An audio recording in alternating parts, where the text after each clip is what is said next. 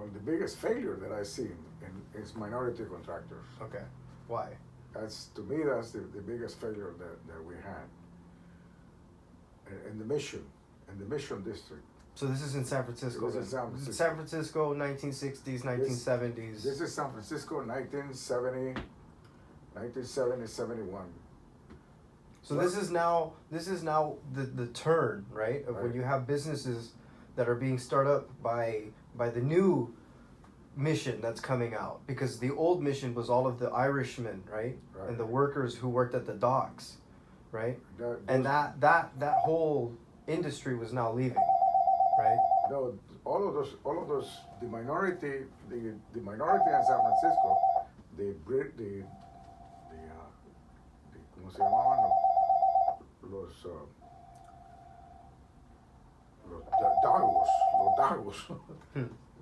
Los Dagos, the Irish people, and the Italian people, they all have moved up. They have moved up from being poor workers. They have moved up to being now inside the structure of the city and the county and so on. There's a really move up.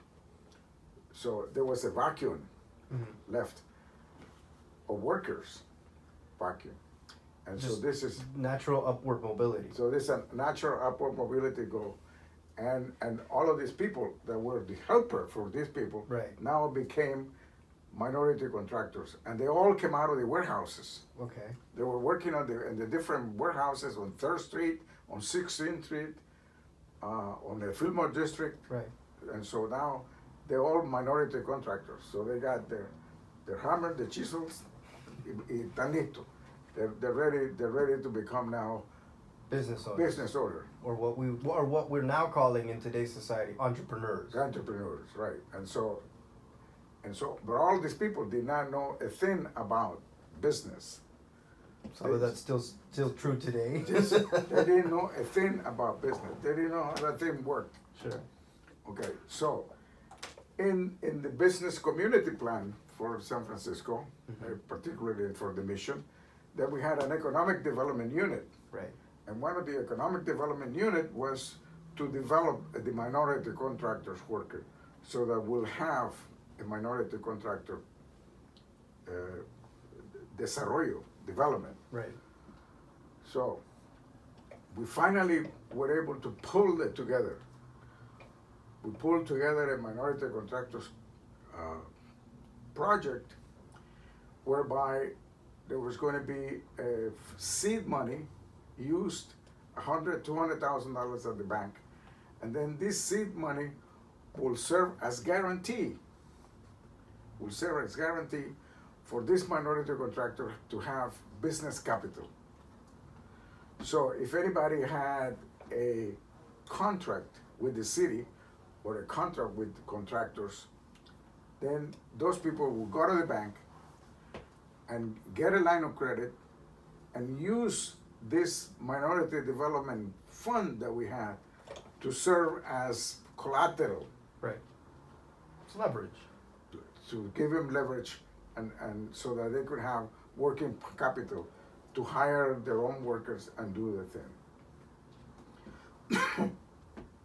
I think that's the failure that we had. That was the biggest failure that we had, because immediately the cultural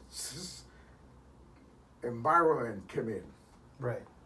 Not taking care of business. Right. So that was the biggest problem that we had, not taking care of business. And so then we had to find out that we not only needed a minority contractor, but we also needed another source of fund to help this minority contractor to do their business. Right. To do the business planning. Right. To do the business anticipation. To do the projection. And also to do the fiscal participation, so that the fiscal participation and the system will work. So it didn't work. The minority contractors eventually they folded, and we had to drop them because they didn't work out. so that was a huge loss for the community. Right. Now, we had the Housing Development Corporation, and the Housing Development Corporation, we did a couple of buildings with this minority contractor. Right. But they overexceeded budget, they overexceeded capacity, they overexceeded many problems. And so eventually the city folded them in, and the city had to drop them out of the social development that we were doing in San Francisco. So to me, I think that's the biggest fiasco that we had. So what would be the way to fix it now, looking at it like, 30 years in development of how businesses have grown and with technology, right? And how we've made it easier for people to get businesses started. Well, so now I think the small business department, they eventually, the small business unit created something about a small business certification for minority contractors. So now you have to be certified Right. to participate. And so that's how they fix it. With the licensing. With a licensing, so you are entitled to come in and be able to bid on programs for the city, for the county, for the port authority, also for the airport. Right. So you had to participate and become that. So that was the advance that we had when I came to with Los Angeles. In Los Angeles, when I was working with Dell, that's basically what we did. We were a minority CPA, and so we were helping people to develop that 8A program, they call it, the 8A program. And so it was a program where most of the minority people had certification. Mm-hmm. So Dell, for example, had a big cartera. He had a big cartera with minority contractors. And so there were all kinds of people doing all kinds of work to the city, to the government, to the county, to the state. And each one of those contractors needed to be shown that they had the fiscal responsibility and the fiscal capability to handle a government contract. Right. And so I think that's what you need to do. In today's society, it's the same thing. In order for you to develop a minority contractor project, you got to have the capacity for funding, you got to have the capacity to do the job on time, and you got to have the capacity to really deliver the good, because it's necessary. And so, I mean, it's now really the integrity of a businessman. right? Right? Absolutely. So in order for the minority contractor to participate in the system, we have it here in the Bay Area, here in The South Bay. Right. You got to have a planner. You got to have someone who could bid the program, someone who could deliver the program, someone who could fund the program, someone who could be on time, so that you do the billing on time, you do the collecting on time, and you do the payments on time. So if you say that it will take you 3 years to finalize a project, you got to do it within those 3 years. Sure. Otherwise, you'll be in problem. So you got to have the funding, you got to have the capabilities, you got to have that. Otherwise, just don't get in, don't do it. So minority contractors, yeah, it's a big item. It's a big item on the agenda. Mm-hmm. Same thing with CCCD, remember? CCCD, the problem with CCCD is delivering the product, making the product effective. At CCCD, we delivered the product, but was it effectively delivered? That was the question. How much did it cost? Well, I mean, but that's I think that's a bigger question, Yeah. because now you're getting into the problem with nonprofits in general, right? And just Okay. how they receive funding, right? And then there's no real metric, there's no real accountability. There's Well- no real way that a lot of nonprofits are taking that responsibility of saying, this is how we're making sure the funding works, right? And so then by also not doing that, they also don't help the funding for the minority contractors who want to get into business Well, by not I Well, guess what happened- secularizing the funding. And And then what happened with this nonprofit is that they have something that is called compliance. right.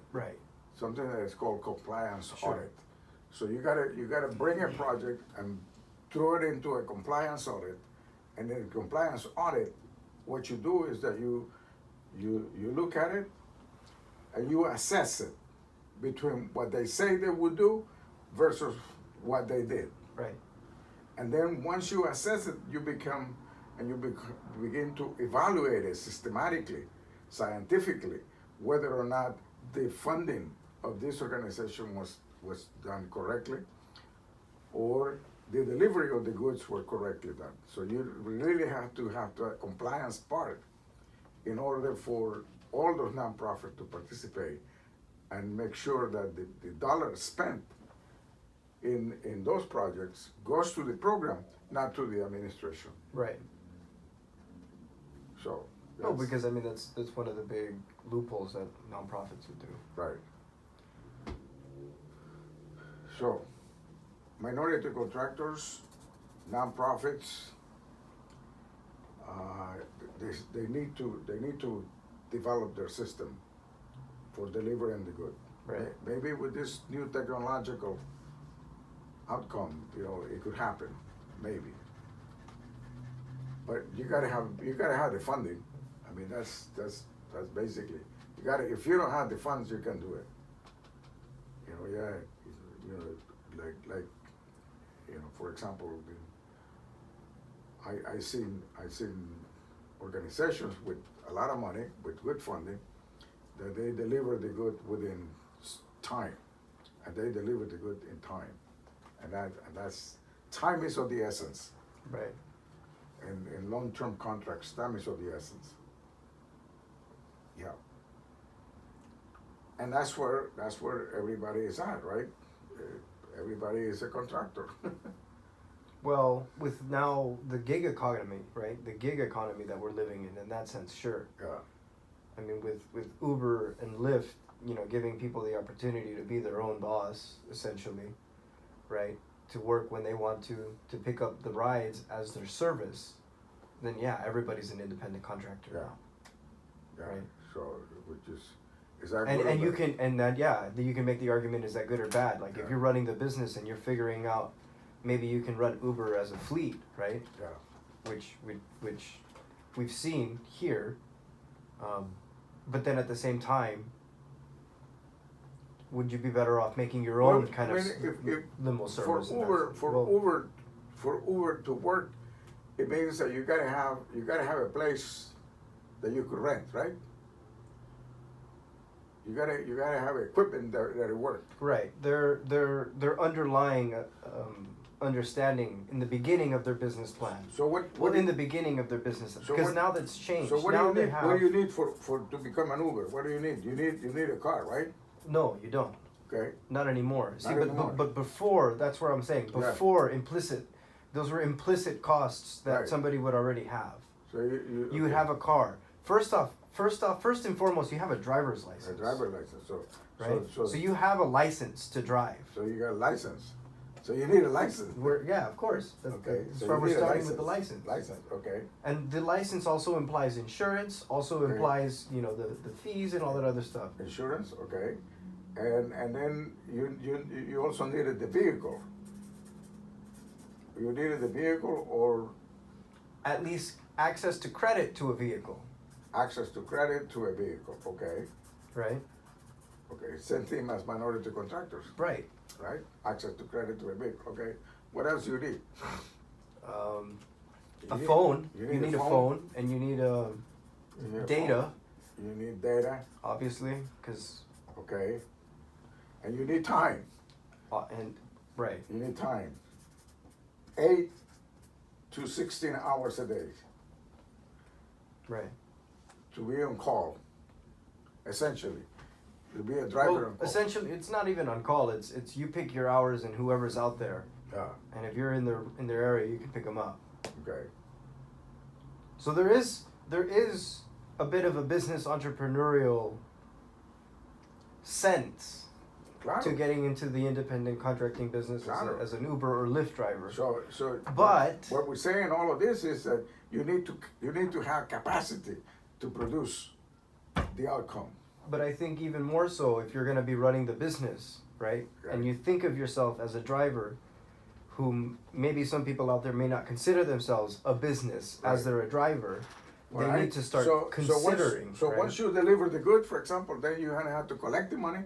Right. Well, we're only talking about a driver who's only doing A to B, right? If you're a really good Uber driver, right, Right. or Lyft driver, you'll Alright. have stuff inside the vehicle, right? You have water, you have gum, you have candies, you have sweets, you have cell phone chargers. Okay, so I mean, you're now- you got you're- a barbershop. You You got a barbershop on right? wheels. On wheel. You You got might a as well, barbershop. on right. wheel. Okay. And you could do anything. You could do nails. You could do nails.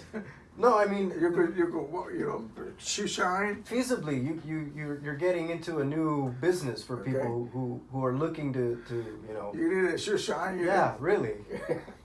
Jesus Christ. If you have the equipment and the capital And the capital. Yeah. to buy, those instant steamers for your For your suit, suit. you got some guy in the back of the limo being able to clean your Clean your shoes. shoes. You're done. You got another business.